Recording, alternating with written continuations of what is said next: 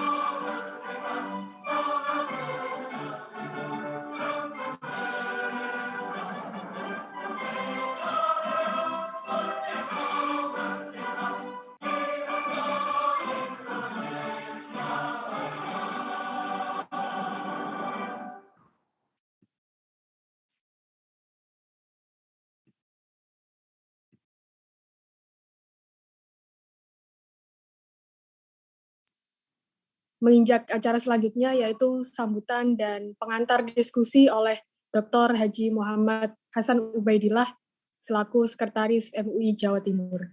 Waktu dan tempat kami silakan.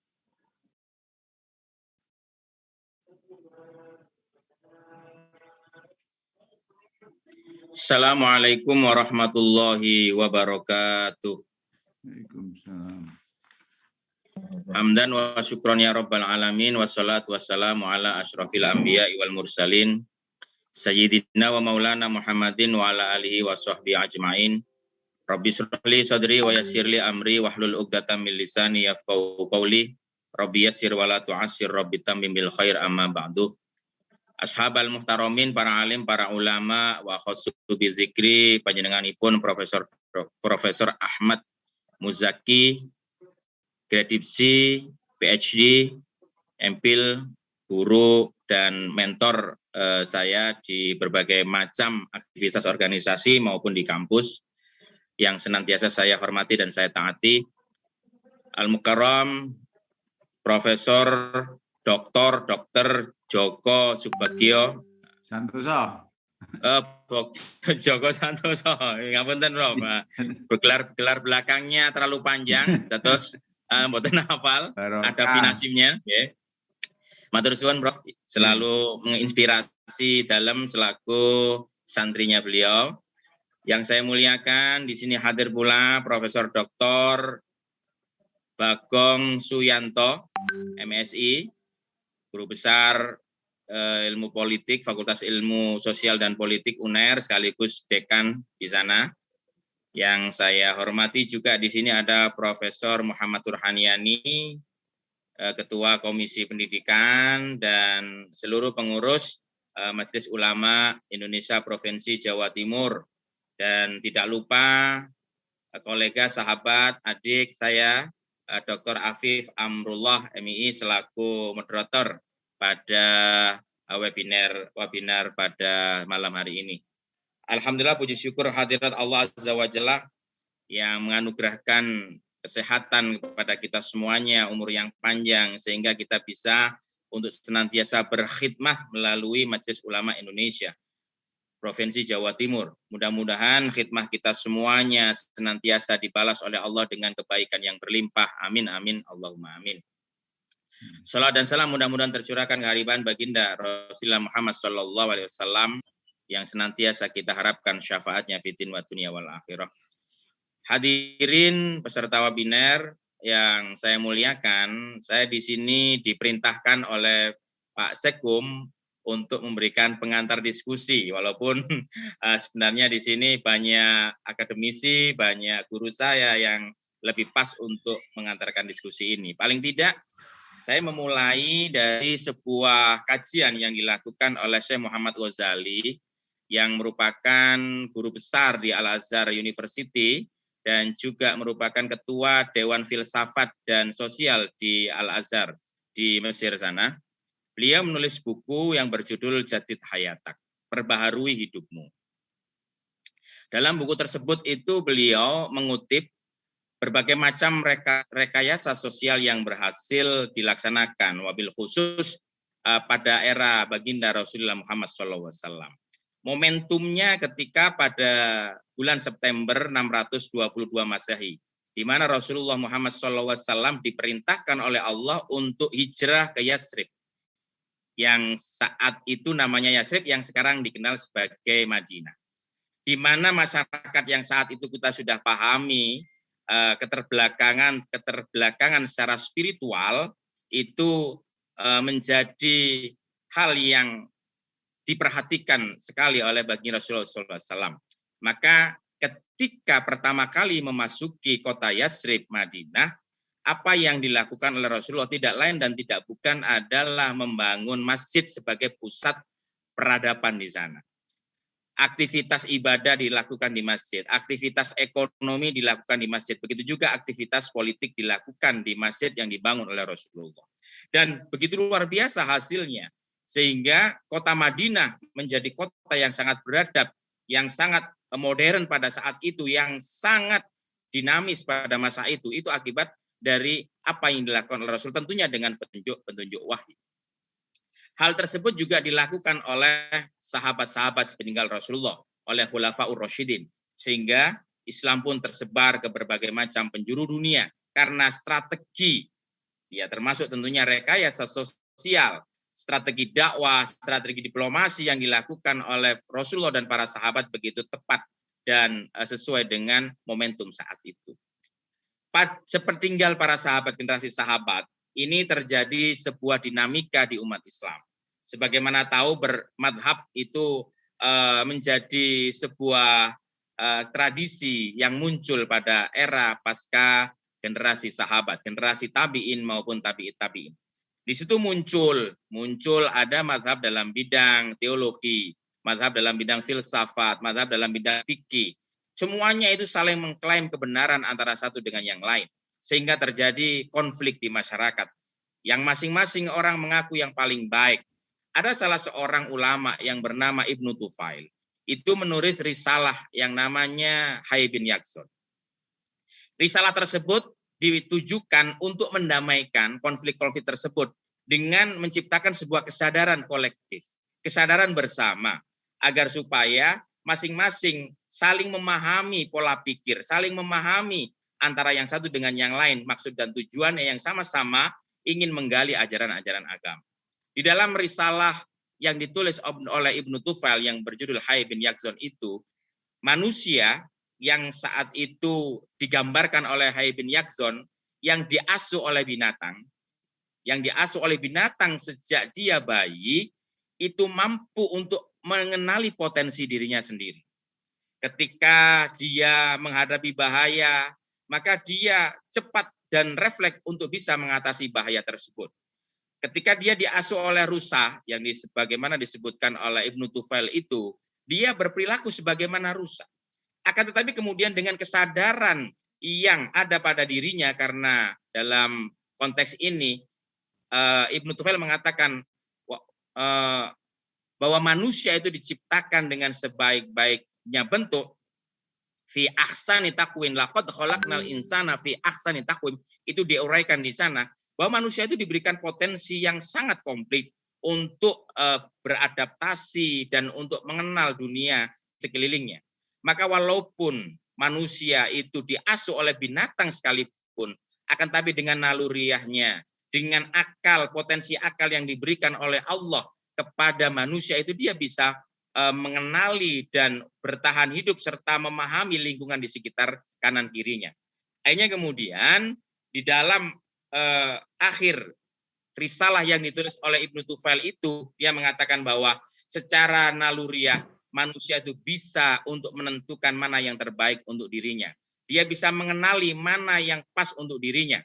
Maka dari itu risalah Hayy bin Yaqzan itu kemudian menyadarkan para ahli dalam bidang fikih, ahli dalam bidang filsafat dan teologi untuk sama-sama saling menghargai dan sama-sama saling sadar bahwa antara yang satu dengan yang lain itu tidak terpisahkan. Karena apa? Karena sama-sama menggali kebenaran dari Allah Subhanahu wa taala. Itu merupakan bentuk rekayasa yang dilakukan oleh Ibnu Tufail berupa tulisan yang bisa menyadarkan pertentangan yang saat itu terjadi antara mazhab-mazhab yang ada dan berkembang di masyarakat Islam saat itu.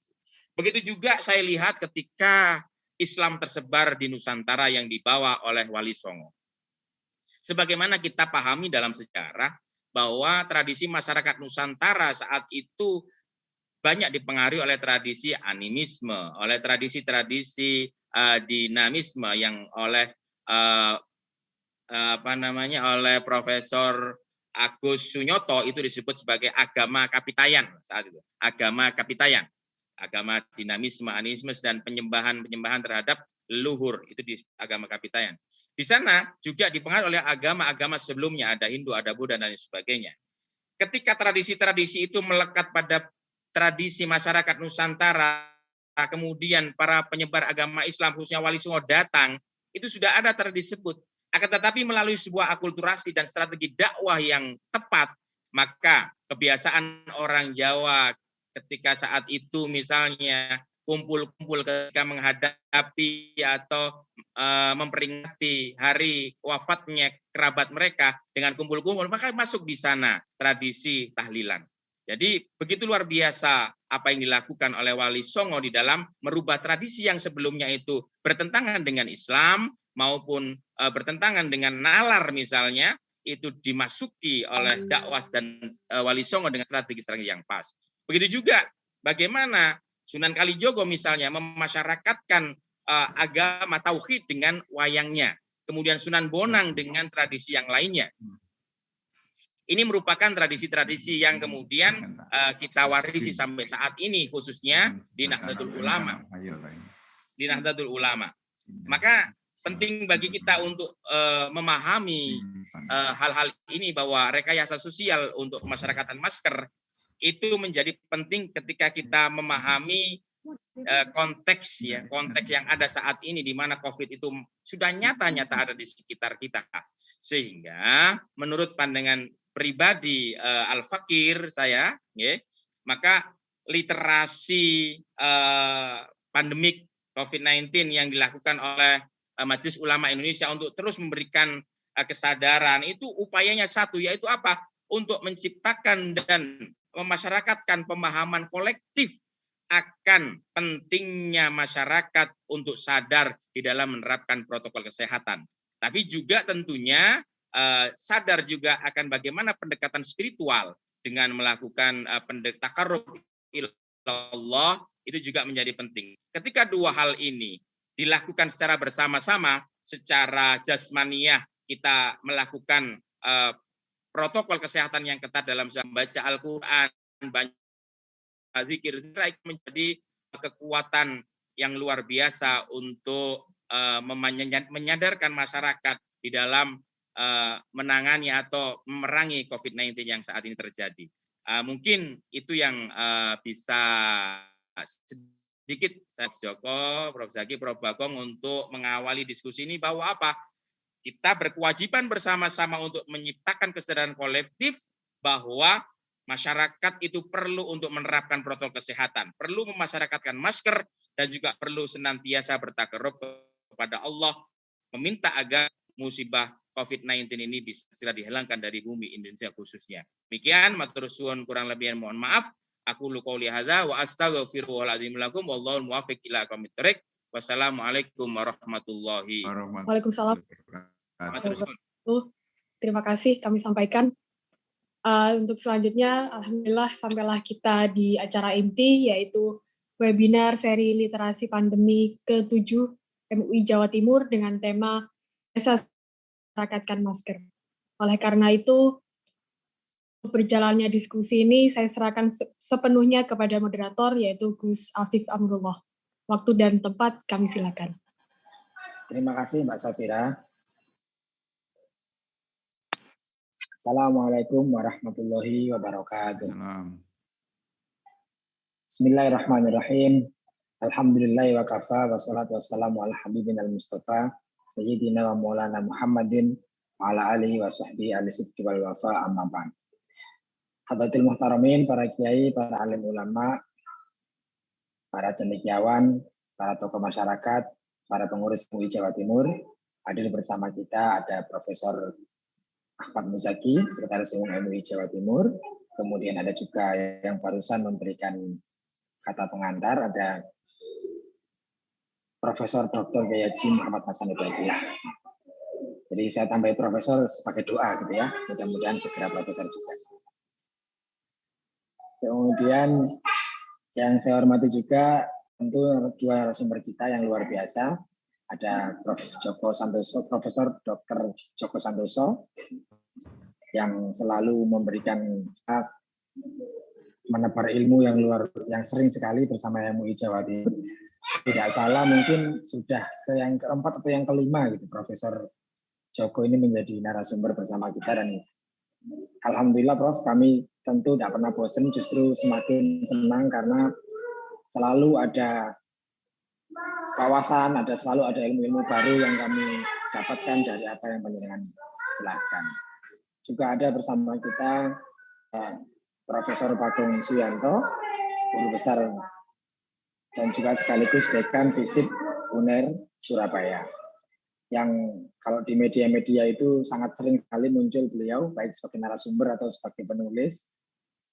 Di antara kajian-kajian beliau biasanya berkaitan dengan masyarakat urban, kemudian kemiskinan, tentang anak juga. Berbagai macam problem sosial sudah beliau teliti dan beliau kaji, juga beliau sampaikan kepada publik. Tadi Pak Sanudillah sudah menjelaskan dengan luar biasa bagaimana proses rekayasa sosial itu sudah biasa terjadi, dan kemudian dijelaskan mulai dari zaman Rasulullah, kemudian Ibnu Tufail sampai ke Wali Songo. Nah, hari ini kita juga sepertinya membutuhkan satu rekayasa sosial yang jelas-jelas kita hadapi bersama berkaitan dengan pandemi COVID-19, yaitu rekayasa sosial memasyarakatkan masker. Kalau dulu ketika saya masih kecil tuh sering mendengar istilah memasyarakatkan olahraga dan mengolahragakan masyarakat. Nah, sekarang kita tiba pada saatnya memasyarakatkan masker dan memasyarakatkan masyarakat, atau begitu ya. Nah, nanti masing-masing dari narasumber akan menjelaskan penjelasan dari Profesor Joko Santoso. Pandemi 19, beliau ini kan memang background-nya adalah seorang dokter, seorang ahli di bidang kesehatan, maka beliau tentu nanti akan memberikan kita berbagai macam perspektif penting soal pandemi COVID, bagaimana supaya kita bisa menghadapinya secara cerdas dan bertanggung jawab. Kemudian nanti disusul oleh narasumber kedua, yaitu Profesor Dr. Bagong Suyanto yang akan membahas tentang masker atau bermasker sebagai identitas sosial dan gaya hidup. Kalau di zaman-zaman beberapa tahun yang lalu, perubahan-perubahan yang dihadapi masyarakat itu misalnya soal helm. Saya masih ingat betul ketika awal-awal kuliah, helm itu bentuknya macam-macam. Lalu kemudian ada penegasan dari penegak hukum agar helmnya itu menjadi standar SNI begitu. Saya juga masih ingat betul bagaimana dulu ketika masih awal-awal kuliah di Surabaya itu, ketika naik motor, spionnya itu macam-macam. Ada yang model bundar, ada yang model kotak, ada yang model melungker ke bawah, ada yang mau kanan saja, kiri saja. Tapi kemudian lama-kelamaan distandarkan menjadi 2 spion di motor. Belum lagi kemudian yang belum lama adalah soal menyalakan lampu di siang hari untuk sepeda motor. Itu juga sesuatu yang menurut saya baru, karena tidak dari dulu, baru beberapa tahun terakhir kemudian menjadi sesuatu yang dipaksa untuk bisa masyarakat melakukan itu. Nah, hari ini kemudian muncullah adanya masker sebagai bagian dari kebutuhan kita untuk terhindar atau terlindungi dari sebaran COVID-19. Karena itu kami berikan kesempatan pertama kepada Prof. Joko untuk menyampaikan perspektif beliau dengan waktu 30 menit. Dan setelah nanti kedua narasumber menyampaikan gagasan, menyampaikan pendapatnya, kita akan buka sesi untuk tanya jawab. Kepada Prof. Joko kami persilahkan. Terima kasih Gus Afif. Mohon izin Prof. Zaki, Gus Ubed, dan Pak Dekan FISIP Prof. Bagong, serta para ulama, para senior yang lainnya. Assalamualaikum warahmatullahi wabarakatuh. Waalaikumsalam warahmatullahi wabarakatuh.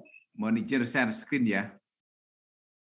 Sudah bisa dilihat ya Gus Afif? Sampun, Prof. Sampun. Jadi kalau kita lihat dalam keberadaan MUI Jawa Timur di tengah pandemi ini oleh Prof. Zaki ini dibuat suatu secara periodik ya, tiap minggu ya. Dan sungguh ini kita apresiasi karena MUI tidak hanya sekedar memberikan suatu fungsi yang biasa-biasa saja, tetapi lebih dalam lagi. Salah satunya adalah dari bidang kesehatan. Nanti dicampur dengan bidang-bidang lainnya, pembangunan yang berkesinambungan, sehingga dalam pandemi ini kita bersatu padu. Nah, topik kali ini tuh untuk menyambung dengan Prof. Bagong, ini nanti adalah melawan pandemi COVID secara cerdas dan bertanggung jawab. Kenapa ini saya pilih demikian? Karena cerdas itu masing-masing warga negara itu bervariasi, tetapi dengan kemajuan negara kita, Human Development Index-nya itu walaupun di posisi 100 sekian, berdasarkan survei-survei yang ada itu tahun 2045 itu masuk dalam 5 besar dunia dalam sisi ekonomi. Sehingga yakinlah masing-masing warga negara ini sangat cerdas, tidak hanya cerdas intelektual, tapi cerdas spiritual, cerdas mental, cerdas sosial. Nah, bagian sosial ini nanti akan dipertajam oleh Prof. Bagong. Lalu, mengapa harus bertanggung jawab? Jadi kita ikat dengan bertanggung jawab, karena cerdas saja tidak cukup. Cerdas saja tidak cukup. Meskipun kami sampaikan tadi ada cerdas spiritual, mental. Tapi secara ukrawi itu harus diikat dengan tanggung jawab masing-masing. Baik tanggung jawab kepada sesamanya sebagai warga negara maupun tanggung jawabnya kepada Allah Subhanahu wa taala. Sehingga dengan melawan secara cerdas dan bertanggung jawab, itu hasil akhirnya jangan diserahkan semua kepada pemerintah. Karena kalau itu hanya pemerintah saja tidak kuat. Jadi semua pihak harus bersatu padu. Nah, bagaimana itu dilakukan? Kelihatannya sederhana, Tapi ini berkaitan dengan kebiasaan, sebagaimana yang Gus Afif bilang. Itu mempunyai atau menuntut suatu waktu, menuntut suatu kesungguhan, dan suatu komitmen dari masing-masing warga negara dalam kaitan untuk melawan pandemi ini. Sebetulnya sederhana ketika ini sudah ada di dalam sanubarinya masing-masing warga negara. Mengapa? Karena kita ini diberikan oleh Allah dalam tubuh ini, itu cukup untuk menggempur virus.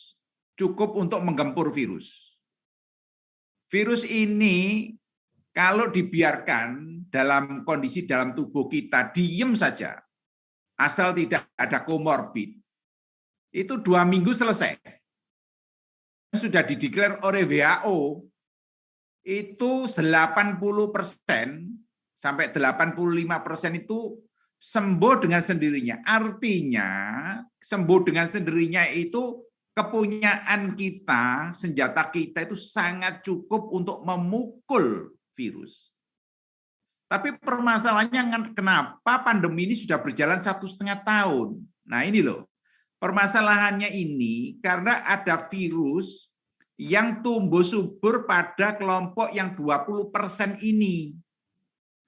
Kelompok 20% ini ketika kita tarik dalam segmen, itu adalah kelompok yang sering kita dengarkan itu komorbid. Nah, ada gap. Apa yang dikatakan mudah, tetapi pada kenyataannya mengapa itu angka kematiannya itu tinggi. Nah, ini ketika ditanya mengapa kematian tinggi, itu balik lagi kepada hulunya. Hulunya itu memang pemerintah yang menjadi leader. Tetapi harus ada link and match dengan semua pihak. Semua pihak itu dia satuan terkecil itu ada warga negara. Sehingga satuan terkecil itu cukup itu dia ini diem ketika itu ketangkap tracingnya, diem 2 minggu selesai. Nah, bagaimana yang treatment pada orang yang tidak mampu dalam menyelesaikan ini? Tugasnya petugas kesehatan. Bagaimana iso mandiri ini itu kalau tidak berkemampuan di rumah tangganya disentralistik oleh pemerintah. Sehingga step demi stepnya ini mari kita bantu supaya bisa menyelesaikan kondisi yang rumit ini menjadi sederhana. Memang betul ada varian yang ganas ini sekarang ini mendominasi yaitu varian Delta. Tetapi ingat bahwa ketika kita kewajiban kita masing-masing bertanggung jawab untuk melawan musuh bersama pandemi, itu tidak begini jadinya. Sehingga dengan demikian, beliau-beliaunya ini yang merasa sehat, itu harus sadar membawa virus itu ada kemungkinannya besar. Sehingga paling tidak, sementara itu tidak masuk ke dalam tracing, sementara tidak masuk dalam testing, hindari kerumunan atau jangan membuat kerumunan. Atau jangan berinteraksi langsung lebih dari 5-10 menit. Supaya tidak menyuburkan proses transmisi dari virus itu sendiri. Karena virus itu baru berkembang itu pada tubuh manusia. Dan virus itu baru ditundukkan juga di dalam tubuh manusia. Sedangkan peran vaksinasi itu sudah harus, meskipun efikasi virus itu selalu bervariasi seiring dengan perubahan mutasi dari virus itu sendiri. Tetapi ketika peluang untuk tumbuh subur virus itu diperkecil, maka mutasi-mutasi berbagai jenis yang akan dikembangkan oleh virus yang semakin canggih itu tidak akan bisa melompati kemampuan herd immunity dari komunitas manusia yang ada di Indonesia ini. Inilah intinya, virus ini subur pada tubuh, virus ini ditundukkan juga oleh tubuh. Semakin aman itu dengan proses vaksinasi. Tetapi tidak satu-satunya vaksinasi. Vaksinasi harus. Kemudian menjaga protokol harus. Menjaga kebugaran itu harus. Kemudian jangan berkerumun itu suatu keharusan. Sederhana itu Pak Zaki, sederhana. Dalam artinya sederhana yang diucapkan. Tetapi implementasinya untuk bersatu padu serentak menghadapi musuh bersama pandemi, ini menjadi challenge kita sebagai pionir, kita sebagai patron yang ditiru, harus memberikan suatu suri toladan agar itu diyakinkan, agar mengurangi hoax, agar orang yang tidak tahu diam tetapi mengikuti apa anjuran pemerintah. Itu adalah suatu kunci, ketika itu dilakukan maka bebannya semakin mengurang. Semuanya bebannya mengurang. Saya rasa ini adalah sekedar pengingat bahwa 2019 sejak 2019 itu Wuhan Desember itu ada, dan itu adalah virus baru. Virus baru itu modelnya baru. Memang sebelumnya ada MERS, ada SARS yang lainnya, systemic adult respiratory syndrome. Itu adalah semacam virus yang kelanjutan dari SARS dan MERS sebelumnya. Nah, sebetulnya yang saya katakan ini nyasarnya pada orang yang rentan. Rentan bisa karena rentan karena kesehatan, rentan karena fisiologi umur di atas 60, umur di atas 70. Kembali lagi kepada sistem imun tubuh kita. Nah, ini adalah jenis varian-varian hanya sekedar tahu bahwa ini alfa dari Inggris, betanya dari Afrika Selatan, gamanya dari Brasil, deltanya dari India. Nah, ini lambdanya ini dari Argentina. Mudah-mudahan saja berhenti sampai di delta, dan di delta ini sekarang ini kondisi yang baru 30.000. Kematiannya sekitar 1.400. Kita dengan kontribusi MUI ke semua pihak, insya Allah akan bisa menurunkan bersama pemerintah bagaimana dari 1.400 kematian turun ke di bawah 1.000, turun di bawah 500. Ini kita harapkan dengan apa yang kami sampaikan.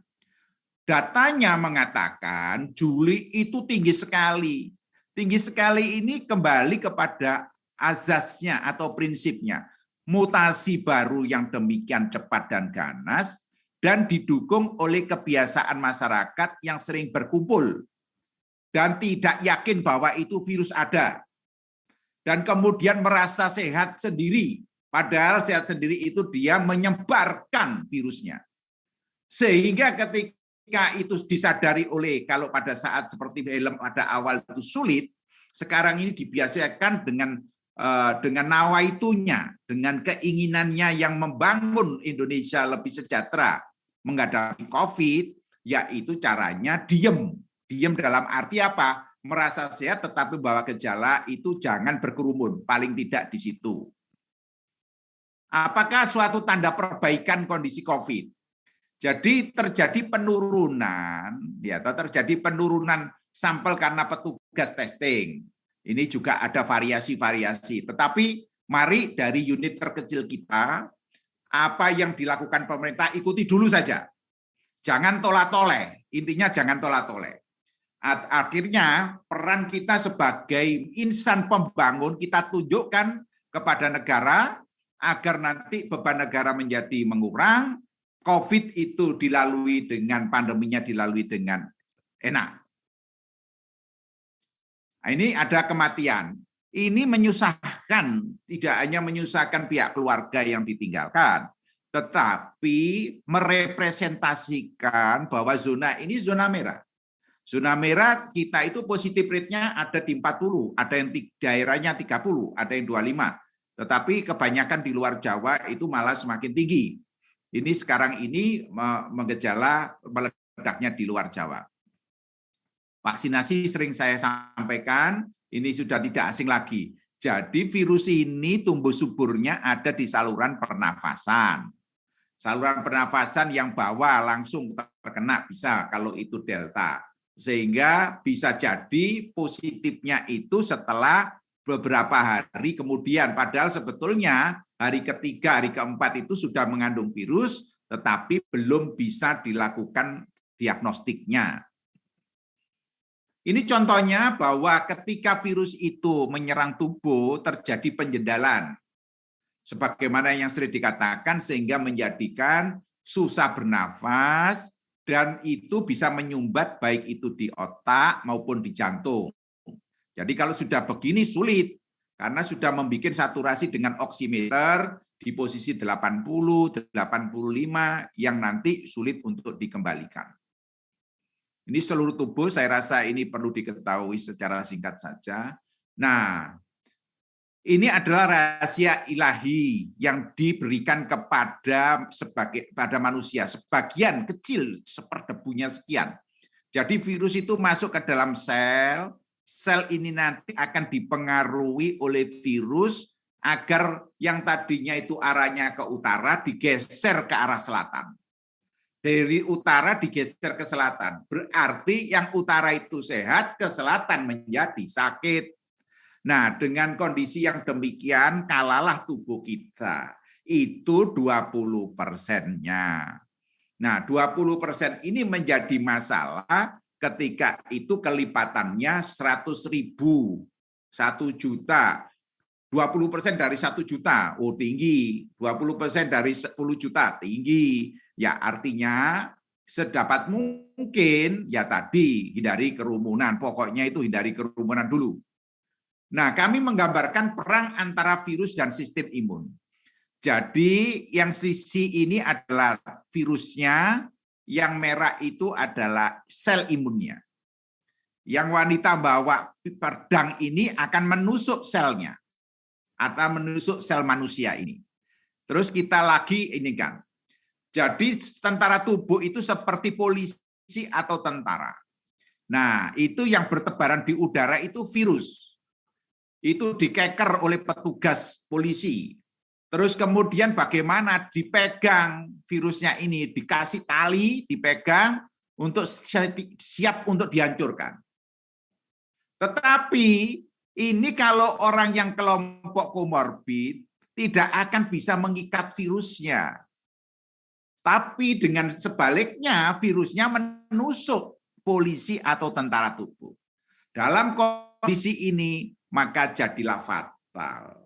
Maka bisa memberikan kontribusi kenaikan kematian yang tadinya 300 menuju ke 1.900, menuju ke lebih dari 2.000. Nah, ini kita lindungi kelompok-kelompok ini.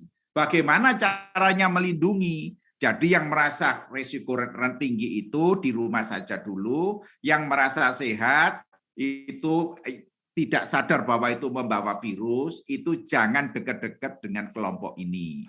Permasalahannya adalah sulit. Kalau itu sudah masuk ke rumah, dengan satu rumah orangnya 6 atau 7, mau tidak mau, suka tidak suka, mesti ada udara mengalir.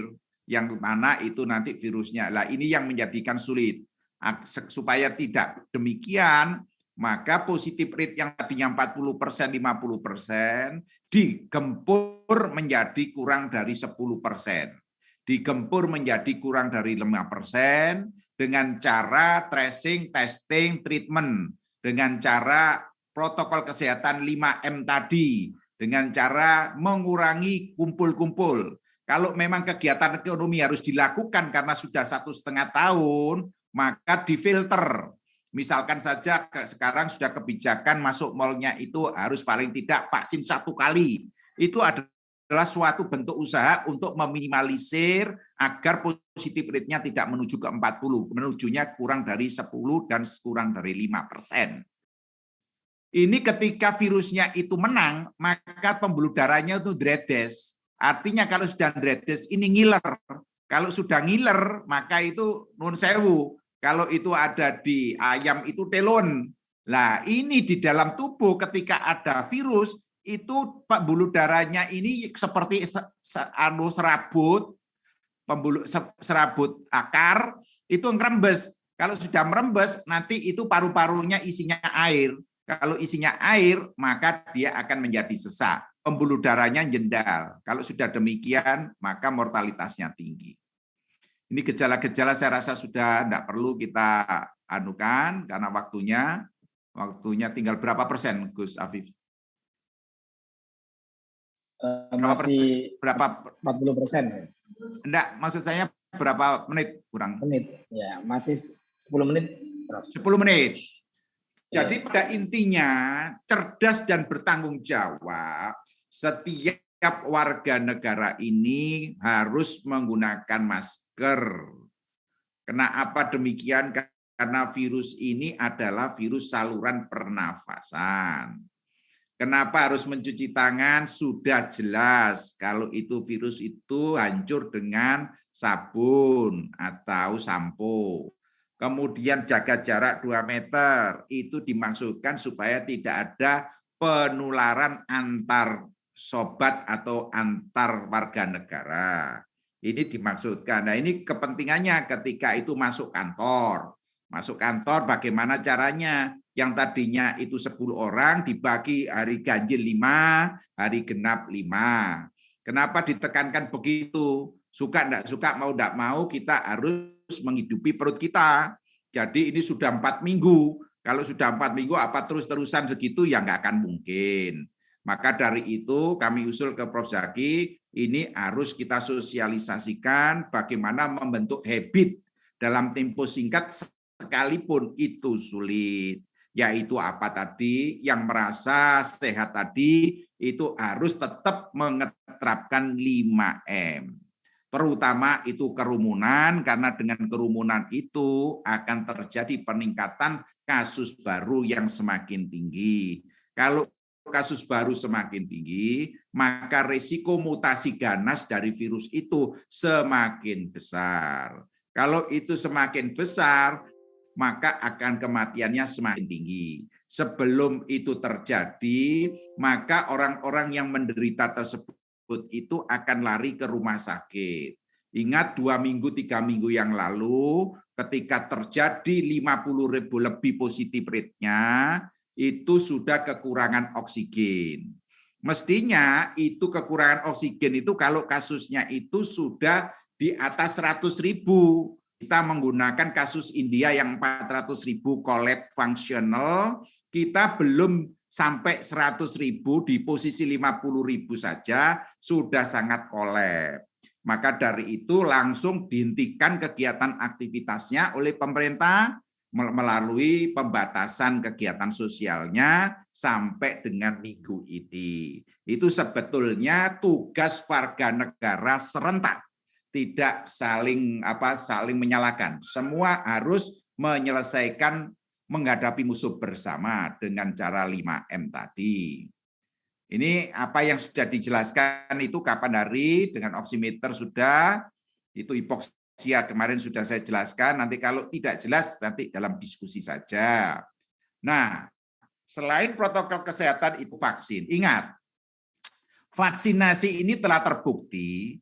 Ketika ini sudah lengkap vaksinnya, tetapi belum sampai 70% vaksin tercapai di komunitas, itu efektivitasnya yang tadinya 70% bisa turun ke 40%. Untuk Moderna, Pfizer yang tadinya 95% bisa turun ke 70%. Artinya berarti pertahanan komunitas kita akan menuju ke loyo. Kalau sudah impoten pertahanannya, maka COVID siap-siap menjadi pemenang. Kita harus cerdas. Kita harus bertanggung jawab. Sebagai insan yang punya derajat paling tinggi di dunia, kita harus buktikan bisa bekerja sama. Sebagai insan yang spiritualnya tinggi, maka kita harus bisa mewujudkan setiap warga negara, dan kita sebagai pemimpin di kelompoknya masing-masing harus memberikan contoh, bisa menundukkan dengan cara bekerja sama, bersatu padu, penuh tanggung jawab, dan secara cerdas.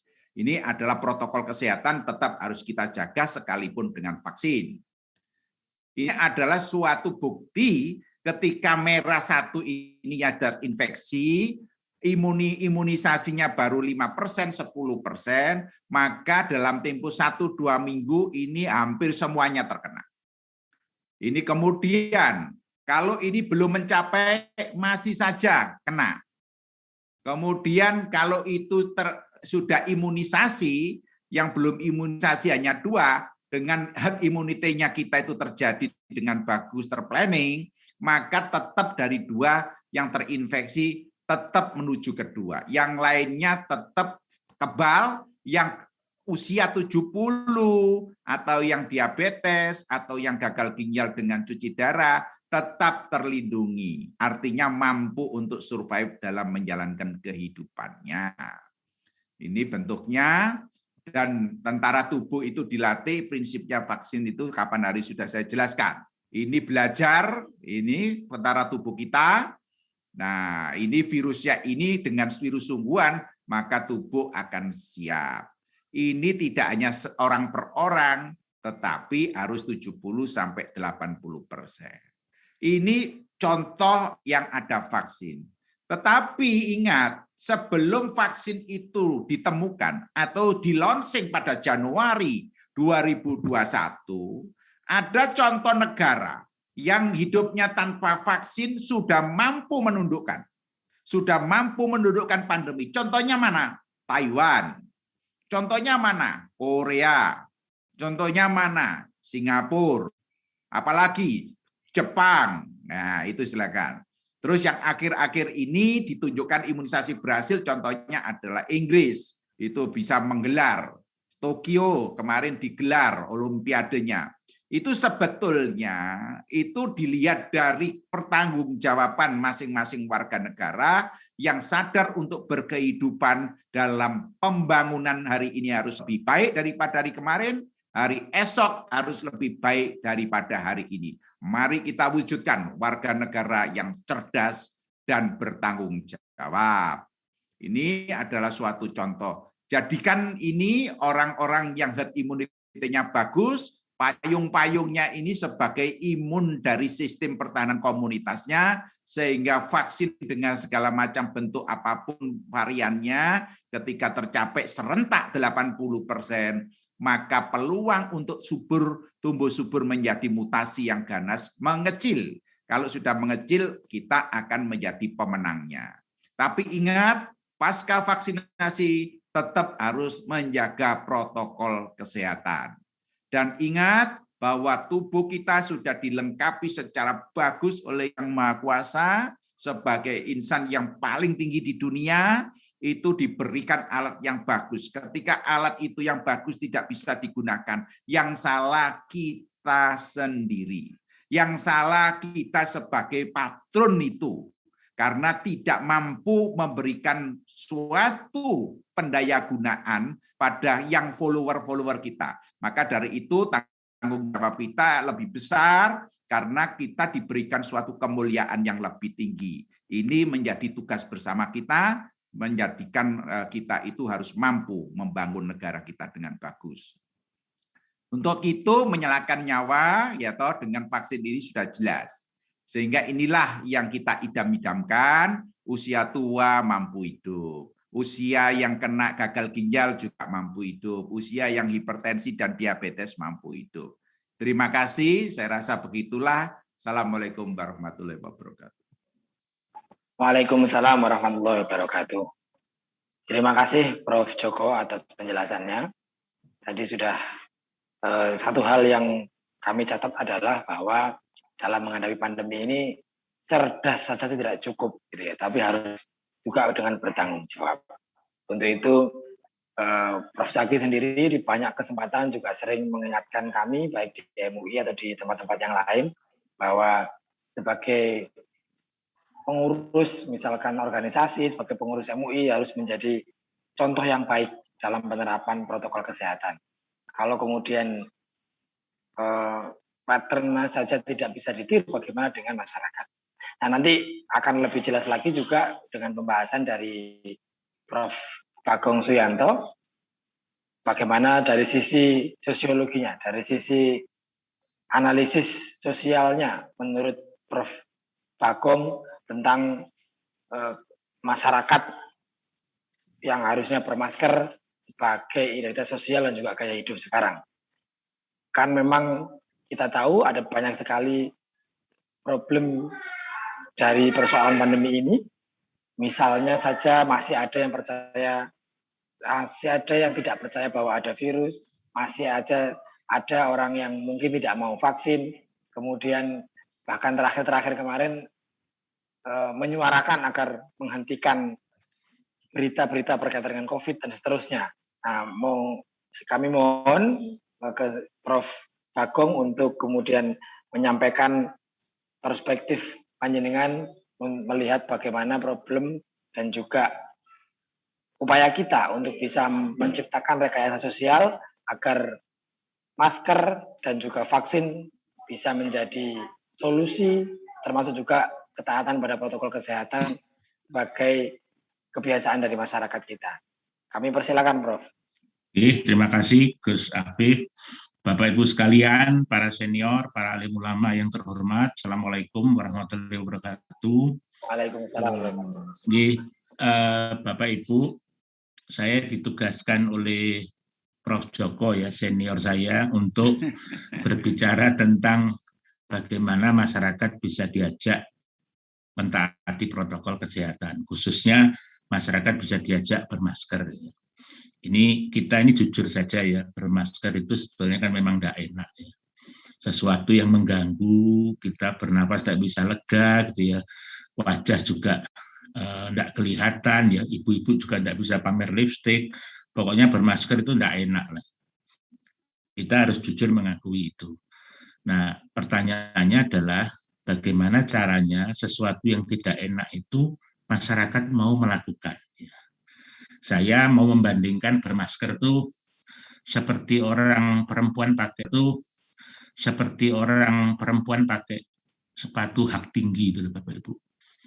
Kenapa kalau orang pakai sepatu hak tinggi itu kan sangat tidak enak ya, kaki juga sakit semua ya. Tapi kenapa banyak ibu-ibu yang mau rela bersakit-sakit diri memakai sepatu berhak tinggi? Kalau Bapak Ibu juga lihat orang-orang yang pakai behel ya, gigi itu pakai ya kalau giginya rusak apa gonggang-gonggangnya mengganggu penampilan ya bolehlah pakai behel ya. Tapi orang hanya giginya miring 1 mili saja pakai behel juga ya. Gara-gara ada berita Tom Cruise pakai behel, orang juga rela kemudian pakai behel ya. Jadi pertanyaan kita itu, kenapa sesuatu yang tidak enak, orang mau melakukan? Sebetulnya apa yang mendorong orang mau melakukan sesuatu yang tidak enak itu dengan sukarela ya, bukan karena paksaan atau ancaman ya. Kalau kesannya protokol kesehatan yang dijalankan di Indonesia ini lebih banyak dikembangkan dengan ancaman sanksi ya. Kalau tidak bermasker, kalau tidak vaksin, tidak boleh masuk mal, kalau tidak bermasker nanti didenda gitu ya. Bahkan orang naik mobil sendirian saja harus bermasker. Dan muncul banyak kasus-kasus lucu juga ya. Orang naik mobil dengan istrinya harus bermasker. Padahal di rumah ya tidak bermasker. Pokoknya macam-macam, penjelasannya susah Bapak Ibu ya. Cuma saya melihat ada juga orang-orang yang mau melakukan sesuatu yang mengganggu itu dengan sukarela. Ya. Apa sebetulnya yang membuat seperti itu? Nah, saya mau membahas itu dari teori-teori konsumsi, Bapak Ibu. Saya mempelajari teori dari masa Frankfurt ya, dari Jerman. Ya. Teori ini mengatakan bahwa orang berperilaku rela melakukan sesuatu itu sebetulnya didorong oleh kesadaran mereka bahwa perilaku itu adalah bagian dari identitas sosial dan gaya hidup mereka. Identitas sosial itu orang itu kan cenderung tidak mau sama. Adakah di antara kita yang senang pakai seragam? Pasti kan enggak. Saya dulu sering beli baju di toko baju batik ya, saya tidak usah nyebut namanya gitu. Tapi pernah ke Jakarta satu pesawat 3 orang sama. Istri saya terus mengingatkan saya tidak boleh lagi beli baju itu ya. Jadi harus lain, karena identitas orang memang pengennya tampil beda. Sama seperti orang beli rumah loh Bapak Ibu. serah terima kunci sama, tapi 6 bulan kemudian rumah sudah tampilannya beda-beda. Jadi kalau orang disuruh pakai masker, maskernya masker kesehatan dan wajahnya kelihatan sama, saya yakin kok tidak mau. Karena identitas sosial yang menginginkan tampil beda itu tidak bisa terlihat ketika orang dipaksa memakai masker yang sama. Makanya Bapak Ibu bisa lihat ya, masker itu sekarang juga bentuknya macam-macam. Ada masker bordir, ada masker polkadot, ada masker gambarnya macam-macam ya. Karena orang ingin beda Bapak Ibu. Di Belgia saya pernah lihat masker yang laris itu adalah masker yang orang foto kemudian maskernya bisa tercetak wajahnya di masker itu, dan itu laris ya, meskipun agak mahal tapi menjadi masker yang laris. Kenapa begitu ya? Karena maskernya tidak menghilangkan identitas sosial orang untuk tampil beda itu. Karena orang ini pada dasarnya dalam hidup itu dia pengen terlihat dan dilihat orang lain. Saya kira Bapak Ibu pasti sudah merasakan ya, kalau mengantar istri belanja pakai baju itu pasti istrinya nyoba, kemudian keluar dan tanya pada kita ya. Kalau saya belum menjempol gini ya, istri saya tidak mungkin bajunya dibeli. Tapi kalau dari jauh sudah saya jempol, bagus, beli ya. Karena orang juga butuh penampilannya itu diakui ya.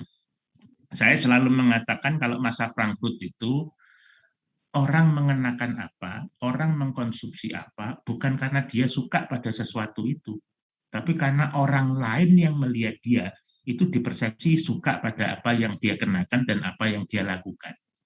Jadi kita itu tampil itu dalam hidup itu ya karena melayani kebutuhan kita untuk dipuji, untuk dihargai, untuk diapresiasi oleh orang lain ya. Nah, apakah protokol kesehatan tidak bisa diperlakukan bagian dari itu ya? Memang dengan pendekatan yang represif punitif Bapak Ibu itu bisa ya. Sama seperti undang-undang lalu lintas gitu ya. Tidak pakai helm denda, melanggar marka denda gitu ya. Tapi pasti kalau tidak ada polisi ya orang nggak mau pakai. Tapi kenapa orang kalau lewat kampung kok malah lebih taat ya? Ada aturan ngebut benjut yang tidak ada dalam undang-undang lalu lintas malah membuat kita takut ya. Karena sanksinya lebih pada sanksi sosial ya. Pandangan orang, kalau kita ngebut di kampus itu yang kita takuti adalah cibiran orang. Itu lebih efektif sebenarnya daripada sanksi hukum ya. Jadi kelompok-kelompok kontrol itu muncul dari masyarakat sendiri. Nah, kembali ke soal apakah mungkin protokol kesehatan itu ditegakkan sebagai bagian dari identitas sosial dan gaya hidup orang. Saya banyak membaca buku-buku teori masa Frankfurt, Bapak Ibu. Masa Frankfurt itu memang banyak membahas bagaimana kapitalis itu mampu mempengaruhi perilaku orang dengan idiom-idiomnya yang pas di batinnya orang itu pas. Kenapa orang nonton film Rambo 2 jam saja pulang rasanya pengen gelut terus? Bapak Ibu tidak merasakan itu ya? Orang nonton film Fast and Furious itu keluar tuh pengen ngebut. Atau film AADC 2 ya, Ada Apa Dengan Cinta 2 itu, saya habis nonton film itu kemudian pergi ke Jogja 4 kali saya ditawari supir taksi. Pak, enggak mau ngopi ke kafe tempat Rangga dan Cinta dalam film AADC 2 itu. Itu kan di Jogja sana ya. Kafenya itu laris. Berarti kalau ada sesuatu ya, brand yang populer, bahwa di sana ada sesuatu yang ditawarkan oleh idiom populer culture, itu orang mau melakukan itu. Nah, persoalannya itu kita ini apakah sudah memiliki tokoh-tokoh idola ya yang kita puja, yang memberi contoh bermasker dengan benar, lalu berperilaku dengan benar dan membuat orang itu mau menuruti bermasker tanpa harus dipaksa ya, karena mereka merasa itu bagian dari identitas dia. Ini saya cerita Bapak Ibu ya, teman-teman anak saya di Melbourne itu sebagian kan enggan bermasker ya, karena di Australia memang tidak terlalu ketat. Tapi teman-teman anak saya itu cerita, mereka sekarang rajin bermasker, tapi maaf ya, gambar maskernya itu gambarnya alat kelamin laki-laki. Maskernya itu gambarnya alat kelamin laki-laki. Nah, memang sebagian orang tua protes ya, maskermu kok jorok begitu. Anak muda itu menjawabnya, loh kamu kok bisa lihat maskerku jorok? Berarti kamu terlalu dekat dengan saya. Social distancing, kamu harus menjauh dari saya.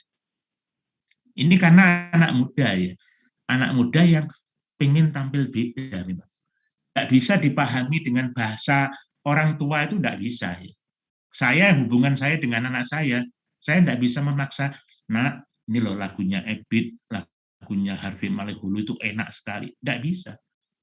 Anak saya yang memilih lagunya Eminem, lagunya Lady Gaga ya, yang saya mendengarkan tuh perlu minum Paramek 2 dulu ya, supaya tidak pusing. Nyanyi sama ngomel tidak jelas, tapi bagi anak saya itu musik yang digemari. Nah, masyarakat kan punya bahasa sendiri ya, Bapak Ibu. Cara mereka mengekspresikan dirinya ini punya cara sendiri. Kalau Prof. Joko kan memang dokter, Bapak Ibu ya, pasti memahami dengan benar dan memiliki literasi kesehatan yang kuat. Ya. Sehingga alasan medis itu sudah membuat kita sadar ya bahayanya COVID-19. Tapi Bapak Ibu, orang-orang biasa, anak marginal ya, yang melihat COVID bentuknya seperti apa aja enggak pernah. Mana mungkin mereka diberitahu bahwa ini mengancam jiwanya, mereka takut. Minum miras oplosan aja enggak takut. Miras oplosan kan jelas ya, minuman beralkohol 80% dicampur autan, campur obatnya malah diminum. Karena bagi mereka ancaman kematian itu cara mereka untuk menunjukkan keakuannya. Kalau selamat berarti dia akan dihormati oleh teman-temannya. Berarti kan ada subkultur juga di sana. Ada masyarakat yang resisten, masyarakat yang berani melawan hal yang berbahaya itu sebagai bentuk kebanggaan. Berarti menurut saya memang tidak bisa diseragamisasi, Bapak Ibu. Kalau masker yang dibagikan, masker kesehatan semua, saya yakin mungkin separuh lebih orang tidak akan mau pakai dengan sukarela ya. Kalau terpaksa ya mungkin beda. Seminggu yang lalu saya diundang Polda Jatim ya untuk diskusi apa kira-kira yang bisa disumbangkan Polda untuk penanganan COVID itu. Waktu itu dibahas masker ya. Saya usul ya secara simbolis saja. Bagikan masker misalnya di Surabaya masker bonek. Ya. Kalau di Malang ya maskernya Arema, gambarnya singa. Itu paling tidak bagi kelompok supporter mewakili identitas sosialnya. Dan kemungkinan mereka mau dengan sukarela memakai masker itu. Ya. Sama seperti saya ya. Saya ketika dibagikan masker yang ada logonya UNER itu, saya pakai itu dengan ada perasaan bangga. Ya. Karena saya sadar saya dibesarkan UNER. Jadi logo UNER itu sudah membuat saya mau memakai masker itu. Karena ada identitas sosialnya ya.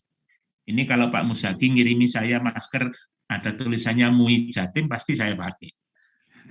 Pasti saya pakai. Karena ada identitas kebanggaan tersendiri. Tapi kalau masker kesehatan ya sudah saya beli sendiri saja, saya taruh, saya pakai kalau memang merasa penting. Di luar itu enggak ada kesadaran dan kebanggaan.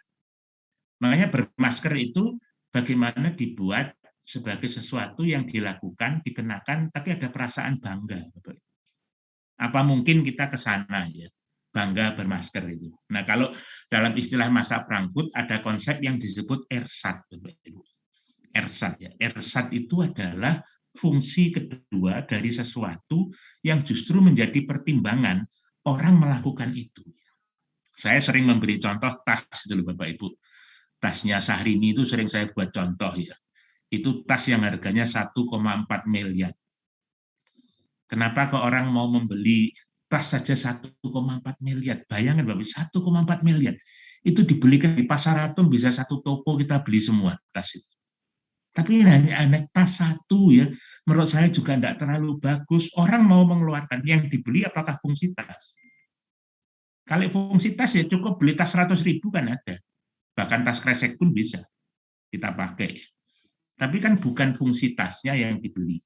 Tapi fungsi keduanya ya, yaitu gengsi. Ya. Gengsi. Sama seperti minuman aqua aja Bapak Ibu. Kalau saya tanya Pak Muzaki ya, Pak Muzaki kalau disuguhi es campur, Coca-Cola, dan aqua, Pak Muzaki pilih yang mana?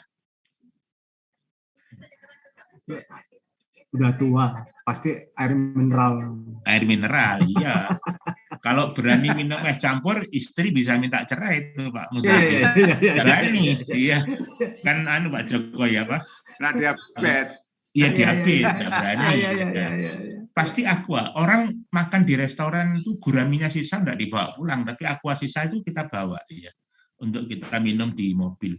Apakah sebagai pelepas dahaga aqua itu lebih menyegarkan daripada Coca-Cola dan es campur? Kan enggak. Tapi kita memilih aqua itu kan karena fungsi kedua, yaitu keyakinan kita bahwa ginjal kita lebih sehat kalau minum aqua. Atau malah ibu-ibu merasa kalau minum aqua akan membuat badannya lebih langsing. Kan ada iklannya, Bapak Ibu kalau lihat iklannya aqua di majalah-majalah itu kan gambarnya galon aqua dengan perempuan pakai baju senam lompat bertubuh langsing. Apa maksudnya? Kok enggak gambarnya orang minum? Kenapa kok bukan gambarnya adere minum lari di sebelahnya galon aqua? Kan enggak. Ya karena ada pesan yang mau disampaikan. Pesannya nilai kedua tadi, bahwa kalau menghabiskan aqua 1 galon maka akan selangsing gambar perempuan yang lompat di sebelah aqua itu. Itu kan pesan yang mau disampaikan. Nah, pertanyaan kita untuk pemerintah, kalau memasyarakatkan masker, ersatnya apa ya yang mau ditawarkan itu? Kalau hanya ersatnya kesehatan, saya kira semua orang tahu itu fungsi pertama ya. Fungsi keduanya belum ada. Nah, ini kalau MUI mau urunan dan kemudian mencetak masker gambarnya MUI, itu mungkin sumbangan MUI ya. Bahwa bermasker bukan sekedar pelindung kesehatan, tapi bermasker juga menjadi sarana orang menunjukkan identitas sosialnya. Saya kira itu Bapak Ibu sekalian, terima kasih banyak. Mohon maaf kalau saya tidak bisa sepanjang dan sesiap Prof. Joko senior saya ini. Terima kasih banyak. Wassalamualaikum warahmatullahi wabarakatuh. Waalaikumsalam warahmatullahi wabarakatuh. Ini luar biasa juga, meskipun singkat, tapi pesannya itu benar-benar kita mendengarkan sambil ketawa-ketawa begitu, Prof. Karena ya itulah yang sekarang sedang kita hadapi bersama. Tadi saya juga sempat khawatir tadi ketika Prof. Muzakir ditanya. Dan ketika ditanya apakah Coca-Cola, es campur atau aqua, milih yang mana? Saya khawatir beliau jawab, milih yang nyugui gitu. Jadi baik Bapak Ibu yang hadir dalam forum Zoom ini, jika ada pertanyaan mohon disampaikan melalui chat room. Dan ini sudah masuk beberapa pertanyaan, Prof. Yang pertama akan saya bacakan dari Prof.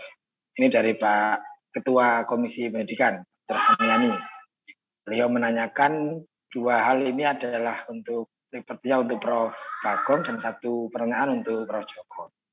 Untuk Prof. Bagong ditanyakan bagaimana mengubah mindset masyarakat bahwa bermasker bukan karena darurat pada masa pandemi, akan tetapi kebutuhan untuk melindungi diri, gitu ya. Kemudian yang kedua, secara sosial kadang ada yang mempersepsi terhadap orang bermasker sebagai orang yang terlalu ketakutan, bahkan dianggap sinis.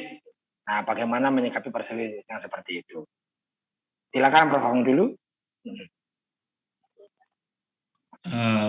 Bapak Ibu, menurut saya mentaati protokol kesehatan itu jangan dilakukan dengan pendekatan tunggal, ya. Pendekatan yang sifatnya represif. Yang selama ini terjadi kan seperti itu ya, orang tidak bermasker diancam sanksi, orang tidak bermasker diancam dengan berbagai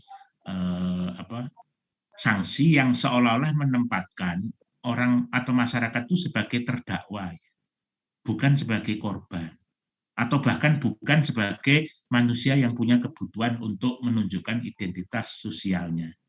Nah, saya melihat kalau pendekatannya tunggal seperti itu, yang terjadi pasti hanya tindakan main kucing-kucingan saja. Ada satgas pakai masker, enggak pakai. Yang terjadi pasti seperti itu, karena masyarakat tidak semua memiliki literasi kesehatan yang cukup, ya. Kecuali pada kelas-kelas sosial tertentu. Kalau saya ditanya, lantas apa yang dilakukan? Ya kembangkanlah pendekatan yang sangat beragam dan berbeda-beda tergantung pada komunitas yang mana. Kalau komunitas keagamaan ya cukup memang mengandalkan ulama, fatwa, selesai, pasti nurut ya. Tapi kalau ibu-ibu sosialita misalnya, tentu kan butuh kebutuhan yang lain ya. Bahkan masker yang saya lihat di Tokopedia itu yang dibordir yang harganya mahal, itu pun laris Bapak Ibu. Karena maskernya lalu menjadi bagian dari identitas dan kebutuhan ibu-ibu sosialita itu untuk menunjukkan dirinya. Kalau kelompok anak muda, maskernya tentu berbeda. Bukan bordir, bukan seperti ibu-ibu yang usianya sudah kepala 3 ke atas ya. Tapi pasti kebutuhannya lain. Masker yang untuk anak-anak yang gambarnya lucu, yang remaja juga gambarnya mungkin Rihanna atau siapa, penyanyi idolanya. Jadi tidak bisa diseragamisasi. Kalau saya menjadi guru misalnya di sebuah sekolah ya, bagaimana cara saya menegakkan protokol kesehatan di sebuah sekolah? Saya tidak akan mengancamkan sanksi, tapi saya akan lebih banyak mengembangkan pendekatan yang sifatnya itu insentif ya. Yang memakai masker dengan benar saya puji, yang tidak memakai masker dengan benar tidak saya apa-apakan. Tapi yang kita tumbuhkan adalah kultur bahwa yang benar itu menjadi idola kita, bukan yang salah lalu malah kita jadikan contoh sesuatu yang buruk ya. Karena begitu itu kita lakukan, yang namanya subkultur anak muda itu adalah subkultur yang selalu resisten.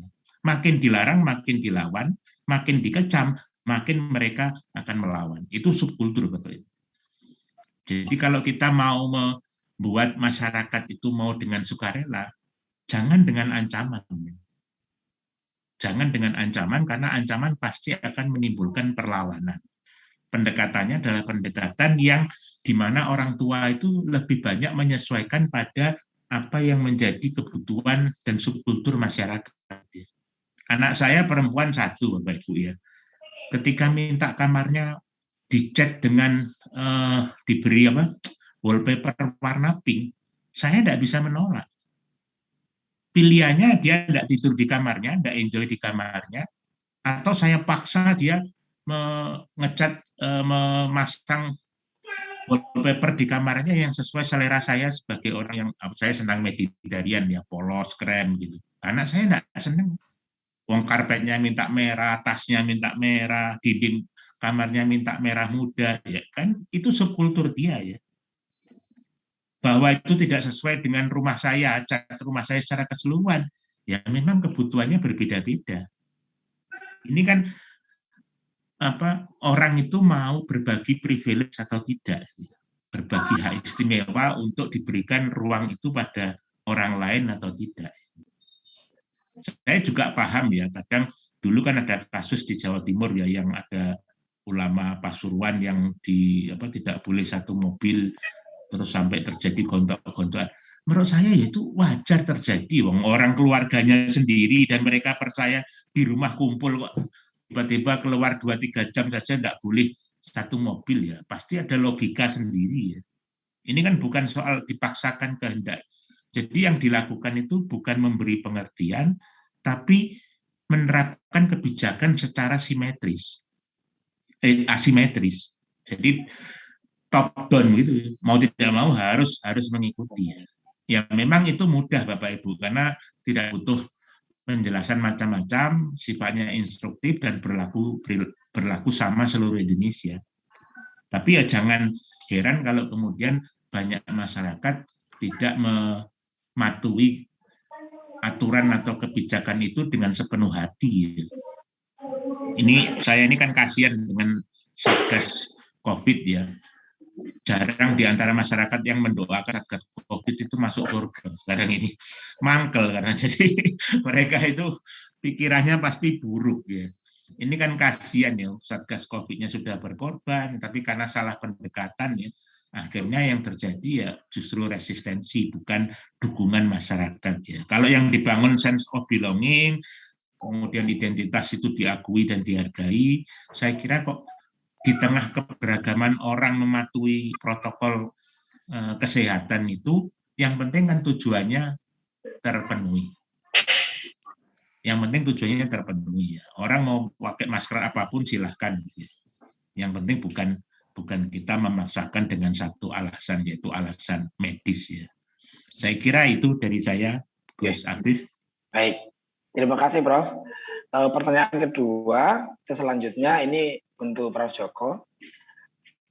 secara kesehatan apa betul bahwa bermasker itu nanti bisa mengganggu kesehatan pernafasan yang dampaknya tidak langsung dalam waktu dekat tapi jangka panjang? Karena kan biasanya kita menghirup oksigen lalu mengeluarkan karbon dioksida, begitu Prof. Joko. Lalu ketika bermasker itu kemudian kita hirup lagi. Nah, seperti ini apakah betul kemudian nanti bisa mempengaruhi kesehatan dalam jangka panjang? Ya. Jadi pertama yang harus kita sadari itu ada suatu permasalahan jangka pendek yang harus kita pecahkan secara bersama-sama. Masalah yang berat, ringan, sedang itu adalah relatif. Kenapa? Karena ketika masalah itu ada di Jepang, karena suatu culture-nya, disiplinnya, background-nya itu berbeda dengan di sini. Di sana itu bisa menyelenggarakan Olimpiade. Dan itu sangat dipercaya oleh dunia. Coba kalau yang di sini mungkin nggak akan datang semua. Karena masalahnya untuk menyelesaikan positif rate-nya kurang dari 5%. Ya, dengan sudah vaksinasi pun menuju ke 80 itu belum bisa terselesaikan. Jadi masalah jangka pendek ini difokuskan dulu. Sehingga masker itu adalah alat untuk berjuang menundukkan itu COVID. Jangan kita berpikirnya ke depan jauh mengenai masalah CO2, O2-nya dulu. Tapi bagaimana, tapi bukan berarti kami tidak menjawab nantinya. Tapi ini kita tekankan bahwa ini loh, jangka pendek ini ada hal yang bahaya sangat ketika tidak terselesaikan menuju ke 5% dari 100 yang dites, bisa enggak itu 5 yang positif saja. Jangan 100 yang dites menjadi 50 yang positif. Ini super bahaya. Bahayanya yang sangat itu adalah mutasi. Mutasi yang bagaimana? Mutasi ganas. Nanti komplikasinya apa dampaknya? Dampaknya adalah merenggut banyak saudara kita yang 2-3 minggu kemarin itu menembus angka 2.000 lebih. Sehingga dengan demikian tidak ada kata yang tidak, masker saat ini masih memprotek kehidupan kita dalam melawan virus bersama vaksinasi, bersama menjaga kebugaran, bersama menjunjung tinggi protokol kesehatan. Gitu loh.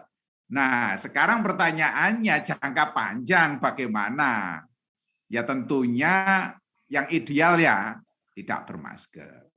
Karena sunatullahnya itu kan hidung berlangsung berhubungan dengan udara. Sudah terjawab toh. Tetapi permasalahannya kita ini menghadapi sesuatu yang tidak ideal. Nah, karena sesuatu yang tidak ideal, maka komunitas atau masyarakat Indonesia dalam menjalani proses pandemi ini bisa selesai, maka kita sukseskan apa yang namanya 5M. Yang kita sukseskan apa yang namanya protokol kesehatan, terus menjauhi kerumunan. Itu sesungguhnya menyelesaikan di masalah hulu dulu. Karena untuk masalah hilir jelas tidak akan mampu. Nakes yang sudah meninggal itu lebih dari 1.000. Padahal satu dokter itu untuk menjadikan lulus itu butuh waktu dari SD, SMP, SMA dokternya sendiri 6 tahun. Berarti sudah jumlahnya berapa? Spesialis ditambah lagi 4-5 tahun. Guru besar ditambah lagi 20 tahun. Nah, ini menjadi korban. Itu begitu besarnya sumber daya yang berkualitas itu karena suatu kondisi pandemi yang menurut Jepang itu masih bisa diselesaikan dengan bagus, yang Taiwan juga diselesaikan bagus. Mengapa Indonesia tidak bisa? Kita harus bisa. Nah, itulah yang membuat kita ini harus tetap bersemangat bahwa sekalipun belum menuju 80% vaksinasi, menuju herd immunity yang demikian kita idamkan, tetapi dengan kemauan kita, Dan kebiasaan yang tadinya itu memang sulit untuk diubah, diniatkan dengan cara kita ini harus melawan musuh bersama, yaitu pandemi ini. Saya rasa itu dulu. Baik, terima kasih Prof. Joko. Ada kondisi darurat sehingga kita harus memikirkan atau memilih mana yang harus kita dahulukan sebagai prioritas begitu ya pada intinya. Dan berikutnya ada pertanyaan lagi untuk Prof. Bagong dari Ibu Muslihati. Apa dengan penjelasan Prof. Bagong tadi perlu kemudian kita mempromosikan dengan simbol-simbol yang memiliki impact tertentu, baik itu secara efek religi ataupun sosio-emosional, terutama dalam penggunaan masker. Saya gabung dengan pertanyaan kedua dari Pak Atok Miftahul Huda. Assalamualaikum Prof. Mohon izin bertanya, dapatkah rekayasa sosial dibentuk sebagai sebuah sistem, khususnya dalam kaitannya dengan masker ini? Silakan Prof. Bagong. Yang namanya social engineering itu memang bisa dilakukan, asal kita memahami subkultur kelompok yang akan kita rekayasa itu bagaimana. Ya. Ini dulu saya ingat ya, ketika di Indonesia ramai film-film horor ya, Pengabdi Setan gitu. Itu di hari yang sama saya menonton film yang judulnya Suli. Suli itu film yang pemainnya Tom Hanks, menceritakan true story kasus pilot yang mendaratkan pesawat di Sungai Hudson. Filmnya bagus, yang main Tom Hanks, peraih Oscar ya. Tapi ketika saya nonton tuh satu gedung itu tidak ada orang 10. Ketika saya beli tiket, saya lihat sebelah itu Pengabdi Setan, itu full sampai bangku depan. Apa filmnya bagus? Terus saya tanya, ada sebuah keluarga, ya ibu-ibu dengan 2 anak perempuannya gitu nonton. Loh Bu, anaknya enggak takut. Loh ini nonton ketiga kali Pak katanya. Ini nonton ketiga kali. Loh kok nonton sering kenapa? Apa enggak takut? Loh ya takut, nonton ya sambil merem, matanya ditutupi. Tapi kalau enggak nonton katanya, dia akan menjadi tersisih di lingkungan peer group sekolah karena teman-temannya yang lain tuh nonton ya. Karena nonton bagi subkultur anak-anak itu adalah uji nyali. Berani enggak nonton? Nah, ini kalau seperti masker Bapak Ibu ya. Kalau orang disuruh pakai masker dengan alasan kesehatan, menurut saya tidak cocok dengan subkultur anak muda. Kalau saya adakan lomba bermasker. Pakai masker rangkap 10 kira-kira semaput apa enggak? Anak siapa yang berani uji nyali bermasker rangkap sampai berapa? Itu mungkin lebih menggoda subkultur anak muda.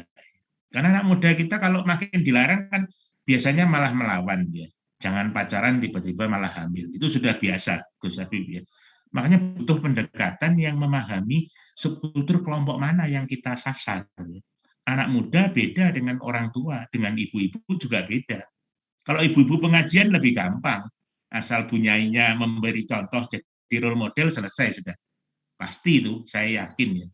Tapi anak muda, anak marginal, kelas bawah, gitu, pertimbangannya pasti lain. Nggak akan mau dia disuruh bermasker. Kalau bermasker, jangankan beli masker. Untuk makan anak istrinya saja nggak ada uang kok sekarang.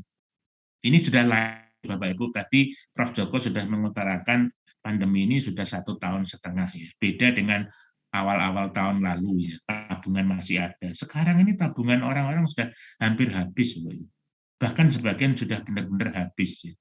Jadi kita ini tidak bisa mensejajarkan kebutuhan bermasker, beli hand sanitizer dengan kebutuhan ekonomi yang memang mendesak.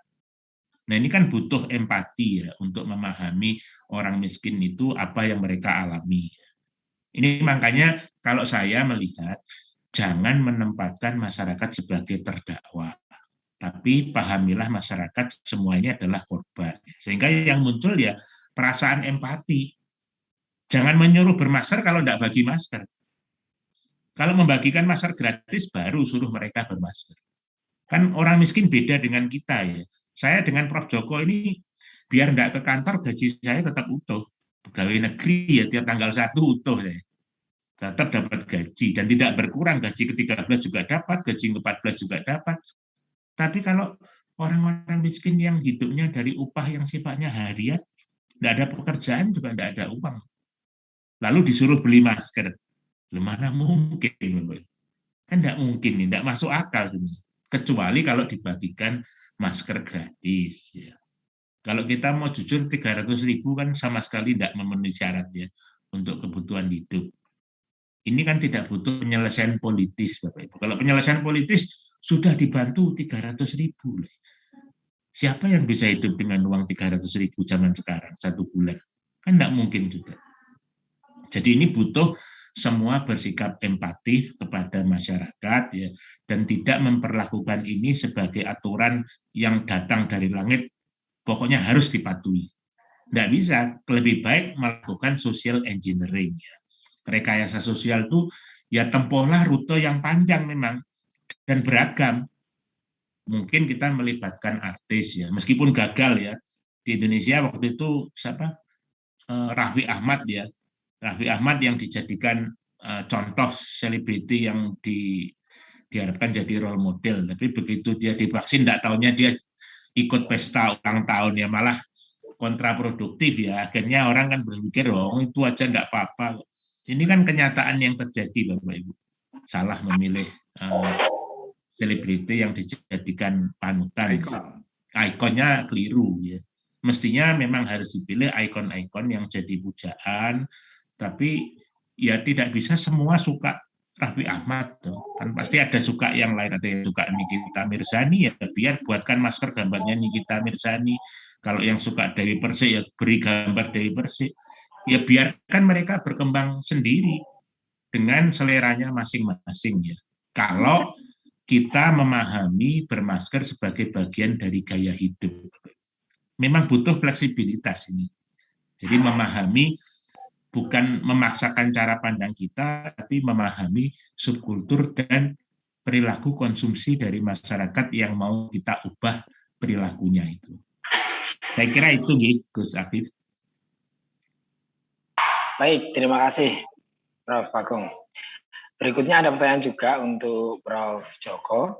Ini tidak tahu saya dijawab atau tidak, Prof. Tapi yang jelas beliau dari Pak Saruda menanyakan bahwa prediksi kapan masa pandeminya ini akan berkurang, setidaknya berkurang begitu. Dan kalau tindakan kunci, saya pikir mungkin tadi sudah dijelaskan soal ya tidak ada cara lain kecuali protokol kesehatan itu ya, Prof. Ya.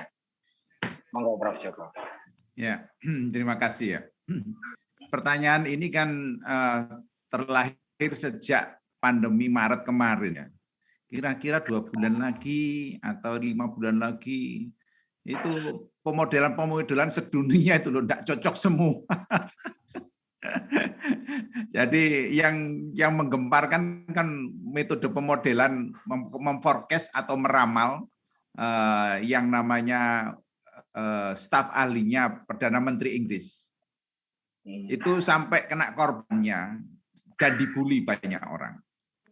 Sehingga seakan-akan untuk apa ilmu pemodelan nggak cocok, nggak usah ilmu-ilmuwan.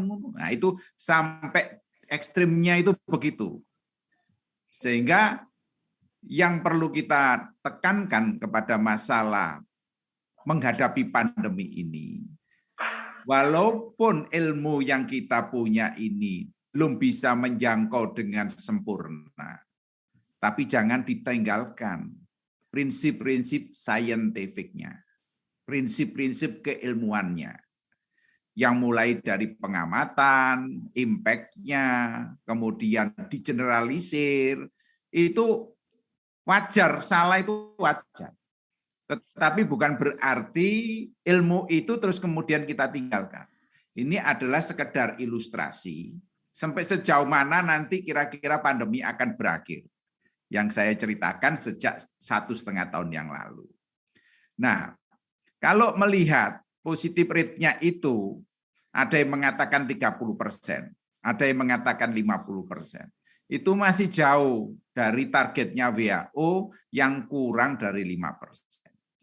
Sekali lagi, gambarannya 5%, 40%, 50% itu, wis pokoknya ono wong 100 dites, ono piro sing positif, mana aja istilahnya.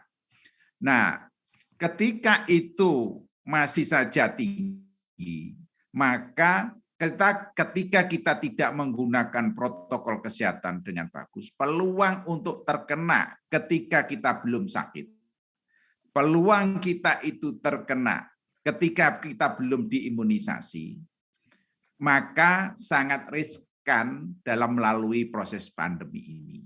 Itu intinya begitu. Sehingga peluang setiap orang itu sama, peluangnya itu sama, maka kita tidak akan mengambil risiko demikian. Family kita harapkan tidak demikian.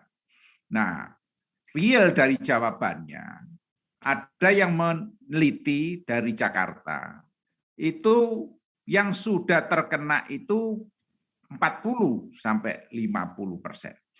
Artinya, berarti yang 40-50% yang sekarang ini bertahan survive hidupnya, maka itu sudah menjadi suatu payung. Nah, padahal kita masih menuju 70 sampai 80.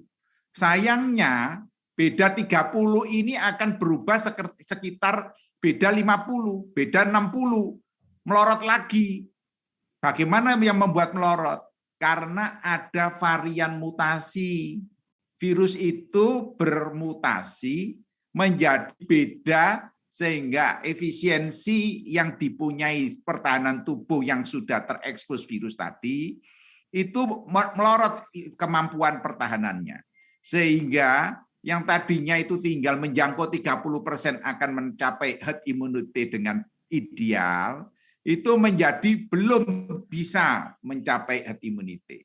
Nah, berbicara kalau positif rate-nya masih tinggi 40-50, tidak akan 2-3 bulan. Meskipun kita berdoa supaya 2-3 bulan ini pandemi ini berlalu menuju ke 5%. Cuman jangan membuat ini menjadi kita itu terbuai. Tetap saja tersiap yang terjelek. Pada akhirnya alhamdulillah ketika itu kondisi itu tidak high cost, tapi low cost, dapat keberkahan ilahi. Saya rasa itu ya Gus Afif ya yang saya. Terima kasih Prof. Nah yang ini ada pertanyaan juga, kembali ke Prof Bagong lagi, dari Gratia Wing Arta. Saya tidak tahu ini ibu atau bapak ya. Mungkin ini pengembangan dari pertanyaan sebelumnya Prof Bagong, yaitu bagaimana rekayasa sosial yang baik dan humanis ini bisa dilakukan untuk mempengaruhi masyarakat, terutama juga supaya pemerintah bisa melakukan itu, terutama bagi kelas lapisan menengah ke bawah yang mungkin kurang sadar dengan pentingnya prokes itu. Silakan Prof. Iya. Kata kuncinya kan pendekatan yang humanis ya. Ini kan pendekatan yang bukan mengancamkan sanksi, tapi pendekatan yang lebih menjunjung nilai-nilai kemanusiaan ya. Dan tentu itu butuh effort dari pemerintah yang luar biasa berat ya. Dan itu memang menjadi tugas pemerintah. Saya mau beri contoh begini. Anak saya itu termasuk anak yang rajin membaca ya. Dan saya berterima kasih pada sekolah anak saya. Anak saya dulu SD-nya di SD Al-Falah di Surabaya ya.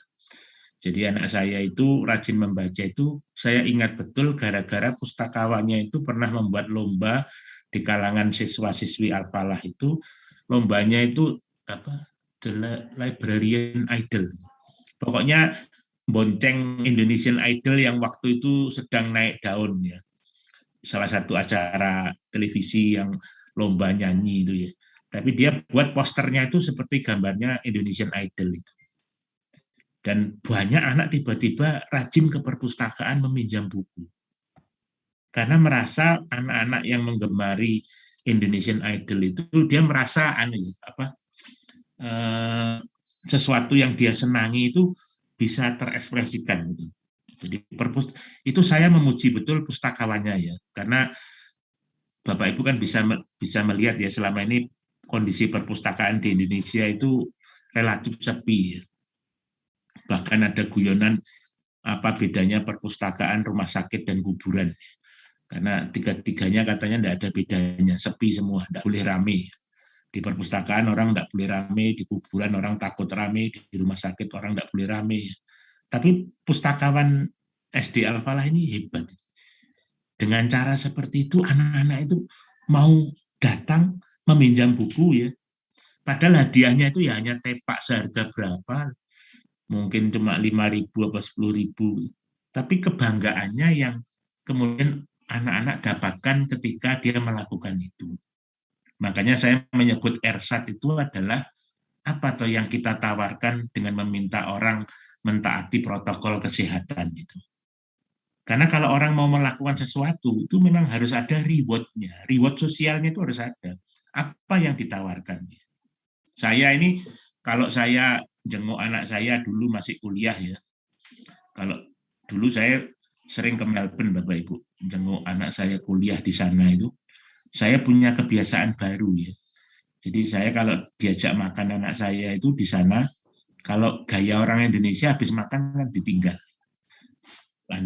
Tapi di sana enggak, ternyata harus diringkesi lalu ditaruh di tempat sampahnya. Jadi mejanya bersih lagi. Padahal kita enggak dibayar sama pujaseranya. Nah begitu saya pulang ke Indonesia, saya itu kalau makan demonstratif itu saya ringkesi, terus saya taruh gitu ya. Jadi saya itu merasa lebih civilized, lebih urban gitu ya, lebih bergaya luar negeri itu. Saya merasa bangga. Padahal saya tidak dibayar sama pujaseranya. Itu kan kebanggaan kosong. Tapi saya mau melakukan itu karena saya merasa reward-nya itu saya merasa lebih modern. Itu sebetulnya kan, ya saya ini kan tertipu sebenarnya. Tapi kenapa kok saya mau melakukan? Nah saya berharap orang bermasker itu juga dapat reward seperti itu. Ya ketika dia bermasker itu dia ada perasaan bangga, gitu. Bangga bahwa dia berbeda dengan orang lain yang tidak sadar arti penting masker. Ada kebanggaan itu. Bukan karena ketakutan ya. Kalau selama ini kan masih karena ketakutan gitu. Takut disanksi, takut Satgas Covid, ya takut Satpol PP. Ya akhirnya terpaksa. Belum dengan kesadaran bahwa itu ada sesuatu yang dia banggakan ketika bermasker itu. Ya memang tidak mungkin ya di Indonesia dicetak masker gambarnya alat kelamin itu bisa heboh. Tapi itu kan salah satu contoh ya. Bisa juga gambar yang lain apa gitu ya, masker. Diberi fotonya Pak Muzaki itu saya kira pasti anggota MUI seluruh Jawa Timur pasti mau pakai Pak Muzaki ya. Masker yang gambarnya wajahnya Pak Muzaki itu pasti mau. Ini pokoknya hanya bagaimana bermasker itu menjadi reward, memperoleh reward sosial ya, pujian ya, atau apa, dan itu bisa diciptakan. Itu bagian dari strategi melakukan social engineering. Tapi kalau Pak Joko ini cocok untuk kelas menengah. Karena yang dilakukan Pak Joko itu literasi kesehatan. Orang yang mungkin punya latar belakang pendidikan cukup, mendengar penjelasannya Pak Joko senang ya. Ini teman saya ini banyak penggemar artikelnya Pak Joko ya. Pak Joko ini kalau nulis di Kompas itu selalu headline tentang COVID ya. Teman saya itu mesti cerita, saya beri satu itu kalau tiap kali terbit, saya ini kan penggemarnya senior saya ini, jadi mesti saya kirim ke wak-wak saya, teman SMA, teman SMP, itu senang pembaca. Karena teman saya orang dari kelas menengah yang memiliki latar belakang pendidikan cukup, dan ketika memperoleh informasi tentang literasi kesehatan yang baik, ya diterima. Tapi kalau anak marginal, kan enggak cocok juga kalau saya beri artikelnya Pak Joko ya sudah tidak dibaca pasti. Ini kan butuh berarti kelompok tertentu, pendekatan tertentu, kelompok yang lain, pendekatan yang berbeda. Saya kira memang perlu effort yang luar biasa Bapak Ibu. Jangan disimplifikasi hanya dengan protokol kesehatan lalu selesai. Ini butuh effort yang betul-betul luar biasa. Kalau memang kita mau mengakui masyarakat adalah korban dan butuh pendekatan yang simpatik daripada pendekatan yang represif. Itu Gus Afif. Terima kasih banyak Prof. Agung. Baik Bapak Ibu yang saya hormati, sepertinya sudah saya bacakan semua pertanyaan-pertanyaan dari para audiens. Ada satu tambahan dari MUI Situbondo agar tentu saja diiringi dengan pendekatan kepada Allah Subhanahu wa taala atau kepada Tuhan sebagai bagian dari penting dari adanya protokol kesehatan. Ya caranya macam-macam, mulai dari Fatihah, sholawat, tahiyat, terus. Ya, terima kasih dari Pak Hamid Jauharul Fadli dari MUI Situbondo. Baik, Bapak Ibu, para peserta, para zumirin zumirat yang saya muliakan, dengan demikian tuntas sudah diskusi kita pada malam hari ini. Berbagai macam penjelasan, perspektif, dan juga uraian dari Prof. Joko maupun Prof. Bagong luar biasa. Kita sekali lagi mendapatkan pencerahan, termasuk juga cerita-cerita unik dari Prof. Bagong yang membuat kita tergelitik begitu ya, dan mudah-mudahan ini bisa kita sebarluaskan, yang pada intinya adalah untuk memasyarakatkan masker, kita perlu upaya yang cukup keras, termasuk diantaranya adalah bagaimana menciptakan satu rekayasa sosial, satu persepsi baru bahwa memakai masker itu keren, ya begitu. Memakai masker itu adalah ada second function yang kemudian menjadi pijakan atau menjadi kebanggaan bersama sebagai masyarakat yang hidup di tengah pandemi saat ini. Dan tentu saja disesuaikan dengan siapa audiens atau siapa orang yang memang akan kita sasar. Karena memang pendekatannya harus sendiri-sendiri, tidak bisa kemudian disamaratakan antara yang tua dengan yang muda, antara yang kelas menengah dengan kelas ke atas, ataupun juga ada yang kelas yang ada di bawah gitu. Baik, sekali lagi terima kasih kepada Prof. Joko, terima kasih kepada Prof. Bagong atas kesediaannya, atas keikhlasannya berbagi ilmu dan wawasan kepada masyarakat melalui kegiatan literasi pandemi MUI Jawa Timur, dan juga terima kasih kepada seluruh hadirin hadirat yang sudah hadir. Mudah-mudahan tambahan wawasan, tambahan ilmu yang kita dapatkan bisa bermanfaat dan juga membawa barokah untuk kita semua, juga untuk keluarga kita. Amin Allahumma amin. Saya selama memandu kegiatan ini, mohon maaf apabila ada khilafan, dan nanti akan saya kembalikan kepada Mbak Safira sebagai MC. Allahumma muwaffiq ila aqwamit thoriq. Wassalamualaikum warahmatullahi wabarakatuh. Waalaikumsalam.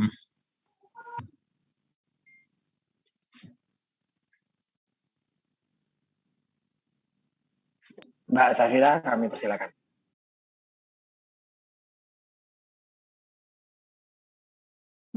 Terima kasih kepada Gus Arif Amrullah yang telah memandu diskusi yang sangat luar biasa malam hari ini. Sebagai ungkapan terima kasih kami kepada para narasumber, izinkan kami menyampaikan e-sertifikat untuk kedua narasumber. Yang pertama untuk Prof. Joko Santoso.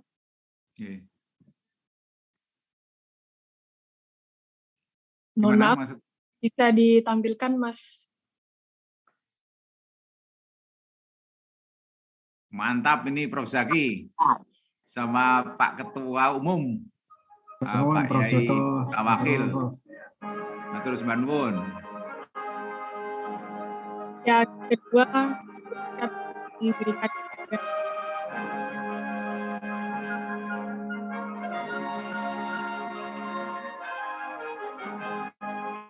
Terima kasih Pak Muzaki. Prof. Bagong. Terima kasih Prof. Zaki. Kalau background-nya fotonya Pak Muzaki lebih mantap.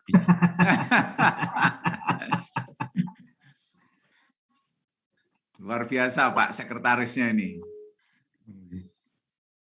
Santai ini punya. Tibalah kita di penghujung acara, oleh karena itu kami memohon doa penutup serta memohon doa untuk kesembuhan Ketua Umum MUI Pusat Kiai Haji Miftahul Akhyar yang akan diberikan oleh Dr. Haji Muhammad Hasan Ubaidillah. Waktu dan tempat kami silakan. Wa ala ma nawaina wa ala kulli niyatin sholihah khususan ila Kiai Haji Miftahul Akhyar, mudah-mudahan segera pulih dan sembuh sebagaimana sedia kala. Al-Fatihah. A'udzubillahi minasyaitonir rajim. Bismillahirrahmanirrahim. Iyyaka na'budu wa iyyaka nasta'in.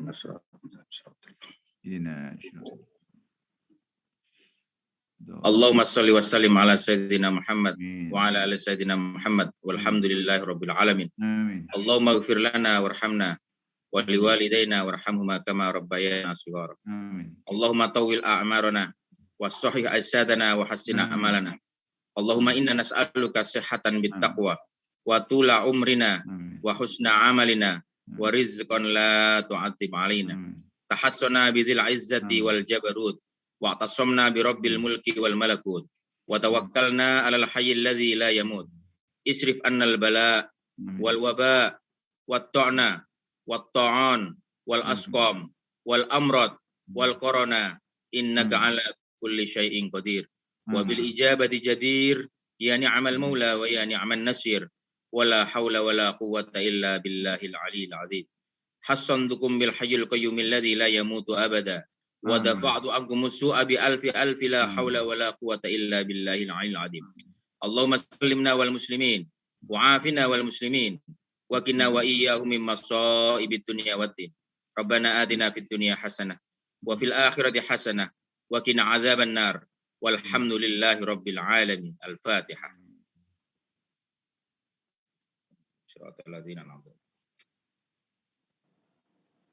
Terima kasih kami sampaikan. Dan sebagai wujud rasa cinta kita kepada tanah air Indonesia, mari kita luangkan waktu sejenak untuk menyanyikan lagu Bagimu Negeri.